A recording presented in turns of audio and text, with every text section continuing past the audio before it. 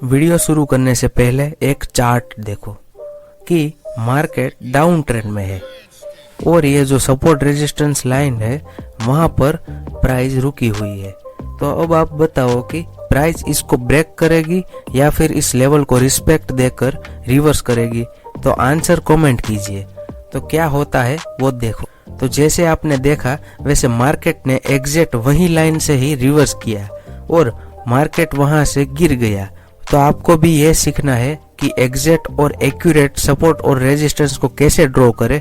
तो इस वीडियो को एंड तक देखिए और कई ऐसे सीक्रेट है कि आपको कोई नहीं बताएगा। और कई लोग ऐसी भी मिस्टेक करते हैं, जैसे कि आप इस चार्ट में देख सकते हो कि आप में से कई लोग ऐसी गलती करते हैं कि चार्ट पे मल्टीपल लाइंस ड्रॉ करते हैं और वो खुद ही कंफ्यूज हो जाते हैं। तो चलो सीखते हैं कि सपोर्ट और रेजिस्टेंस आखिर काम कैसे करते हैं और उसके काम करने के पीछे की वजह क्या है। सपोज कि 120 रुपये पर कोई स्टॉक चल रहा है, ठीक है। तो 120 रुपये वाला स्टॉक गिर कर 100 रुपये पर अटक जाता है। 100 रुपये से वो वापस ऊपर आने लगता है। तो यानी ऐसा हुआ कि 100 रुपये पर बाइंग प्रेशर ज्यादा है। इसी वजह से ही स्टॉक 120 से 100 रुपये तक गिरता है, पर उससे नीचे गिरने नहीं देते क्योंकि वहां पर बाइंग प्रेशर ज्यादा है। तो जो ये 100 रुपये वाला लेवल है वो सपोर्ट लेवल हुआ। अब चलो रेजिस्टेंस लेवल को समझते हैं कि कोई स्टॉक है वो 90 रुपये का है। वो 90 रुपये का स्टॉक ऊपर जाके 100 रुपये पर अटक जाता है और 100 रुपये के लेवल को वो ऊपर की तरफ ब्रेक नहीं कर पाता, यानी कि 102 103 पर नहीं जा सकता। वो 100 रुपये से बार बार नीचे आता है। तो जो ऊपर जाते हुए रोकता है वो लेवल रेजिस्टेंस है, पर इसको एक्यूरेट ड्रॉ करना सीखना होगा कि ये सपोर्ट और रेजिस्टेंस एक्चुअल में लाइन नहीं पर जोन है। हाँ, सही सुना। जैसे कि आप इस तस्वीर में देख सकते हो कि सपोर्ट रेजिस्टेंस लाइन ड्रॉ की गई है। वहां पर मार्केट थोड़ा ऊपर से रिवर्स होता है या फिर थोड़ा नीचे से रिवर्स होता है। तो एग्जैक्टली कोई लाइन नहीं होती, सपोर्ट रेजिस्टेंस एक्चुअल में जोन। एग्जाम्पल के साथ समझते हैं। कोई स्टॉक है वो एग्जैक्ट 100 रुपये पर नहीं रिएक्ट करता, वो कभी कभी 97-98 रुपये पर भी रिएक्ट करता है या कभी कभी 100 रुपये से ऊपर जाता है और 102 या 103 रुपये पर वो अपना लेवल का रिएक्शन दिखाता है। तो ये एक जोन है 100 रुपये का। एग्जैक्ट 100 रुपया नहीं, सपोर्ट रेजिस्टेंस लाइन नहीं है।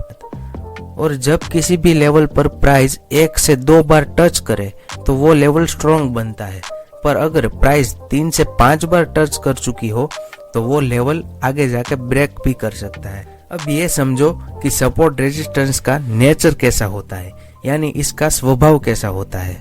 तो सपोर्ट ब्रेक होने के बाद रेजिस्टेंस बन जाता है और जो रेजिस्टेंस है वो ब्रेक होने के बाद सपोर्ट की तरह रिएक्ट करता है। ये बात तो आपको पता ही होगी, पर इसके पीछे की वजह कोई नहीं समझाएगा। तो चलो उसको समझते हैं। तो आप ये चार्ट ध्यान से देखो कि इस लेवल पर किसी बायर ने यहाँ पर बाय किया होगा, पर प्राइस ऊपर जाने की बजाय नीचे चली गई और वो बायर का ट्रेड लॉस में बदल गया। तो वो बायर लॉस बुक करने से ज्यादा वेट करेगा कि उसका ट्रेड ब्रेक इवन पे क्लोज हो, यानी कि वो प्राइस थोड़ी ऊपर आने के बाद अपना पोजीशन बंद कर देगा। तो जिस लेवल पर बायर ने बाय किया होगा उसी लेवल पर जब प्राइस आएगी तो वो अपना ट्रेड काट देगा, यानी कि वो बायर एक सेलर बन जाएगा, अपने शेयर सेल कर देगा। तो ये सेलिंग की वजह से ही जो सपोर्ट लेवल था वो रेजिस्टेंस लेवल में तब्दील हो जाता है। और दूसरी वजह भी हो सकती है, जब कोई रेजिस्टेंस लेवल का ब्रेकआउट हुआ तब कई सारे बायर्स वहां पर आए बाइंग का मूवमेंट का लाभ उठाने के लिए, पर कई लोग ऐसे भी होते हैं जो वो ट्रेड मिस कर देते हैं। तो वो लोग उस लेवल पर प्राइस वापस आने का इंतजार करते हैं और वहां पर अपनी एंट्री बनाते हैं। तो जो पहले रेजिस्टेंस लेवल था वहां पर जब प्राइस आती है तो कई बायर जिसने मिस किया था वो वहां पर एंट्री बनाते हैं और वहां से प्राइस फिर से ऊपर चलने लगती है। तो रेजिस्टेंस लेवल बाद में ब्रेक होने के बाद सपोर्ट लेवल में तब्दील हो जाता है। तो चलो अब जानते हैं कि ये सपोर्ट और रेजिस्टेंस लेवल को आखिर ट्रेड कैसे करें। तो इसको ट्रेड करने के लिए पहले आपको ड्रॉ करना सीखना होगा कि इसको आखिर ड्रॉ कैसे करें। तो आपको यह याद रखना है कि जब अप ट्रेंड होता है तब आपको पिछले हाई को मार्क कर देना है एक लेवल की तरह, सपोर्ट रेजिस्टेंस जोन बना के। जब मार्केट ने किसी हाई को बनाया हो तब, तो जब प्राइस इस हाई को ब्रेक करे, यानी कि जो पिछला हाई है उसको ब्रेक करे और बाद में फिर वही लेवल पर आए, तो वहां पर आपको बाय करना चाहिए। जैसे कि आप यहाँ पर देख सकते हो कि ये रेजिस्टेंस था और प्राइस ने जब इसको ब्रेक किया और फिर वही रेजिस्टेंस लेवल पर आया, तो वो रेजिस्टेंस लेवल सपोर्ट की तरह रिएक्ट करेगा और यहाँ पर आपको बाय करना है और पिछले हाई तक का जो लास्ट हाई है वहां तक का टारगेट रखना चाहिए। और फिर उसी प्रोसेस को आपको रिपीट करना है कि जो ये हाई बना हुआ है वहां से सपोर्ट रेजिस्टेंस की लाइन खींचनी है और जब प्राइस यहाँ से इसको ब्रेक करेगी और फिर वही लेवल पर आएगी, तो वहां पर आपको ट्रेड लेना है अप डायरेक्शन का। और इसमें ध्यान रखने की बात यह है कि ऐसा जरूरी नहीं है कि हर बार जो ये हाई है इसको ब्रेक करे और बाद में प्राइस यहाँ पर आए और फिर ही ऊपर जाए।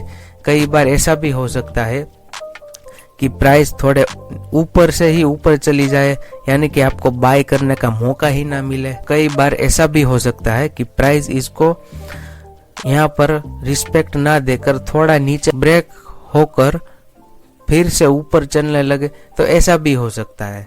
तो अब चलो इसको डाउन ट्रेंड में समझते हैं कि डाउन ट्रेंड में प्राइस इस तरह से नीचे आती है, लोअर लो और लोअर हाई का स्ट्रक्चर बनाते हैं। डाउन ट्रेंड में लो से लाइन खींचनी है और ये लो को ब्रेक करने के बाद जब प्राइस यहाँ पर आए तो वहां पर आप एंट्री ले सकते हो। जैसे कि ये चार्ट में आप देख सकते हो कि ये जो पिछला वाला लो है उसको हमने मार्क कर दिया और जब प्राइस इसको ब्रेक करती है और बाद में फिर उसी लेवल पर टच करती है, तब हम यहाँ पर ट्रेड ले सकते हैं और शॉर्ट पोजीशन बना सकते हैं।